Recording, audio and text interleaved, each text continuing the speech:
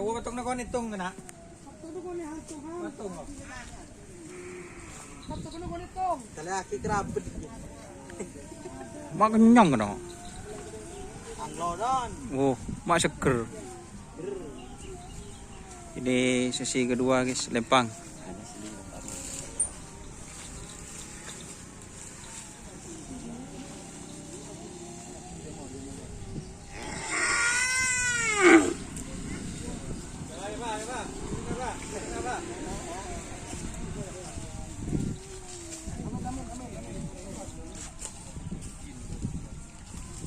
Tandu di bekil. Ya udah doni ngajak kata mau udah. Udah jokong. Besar.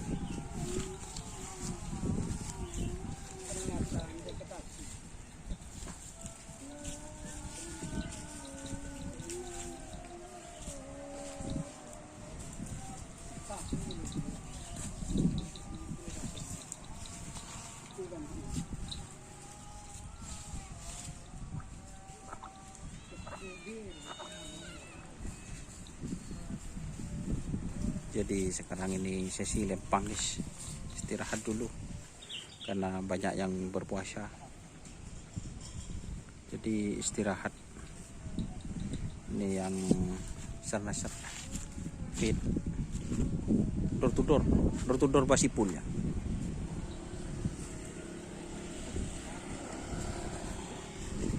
Bisa gini teh lempang.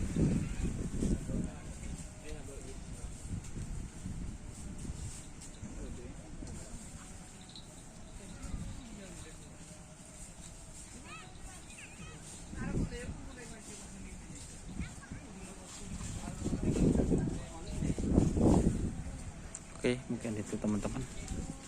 Jangan lupa like, komen, dan subscribe untuk channel Doni Ashar. Salam satu buru tuli buru, satu mikir tuli mikir. Wassalamualaikum warahmatullahi wabarakatuh.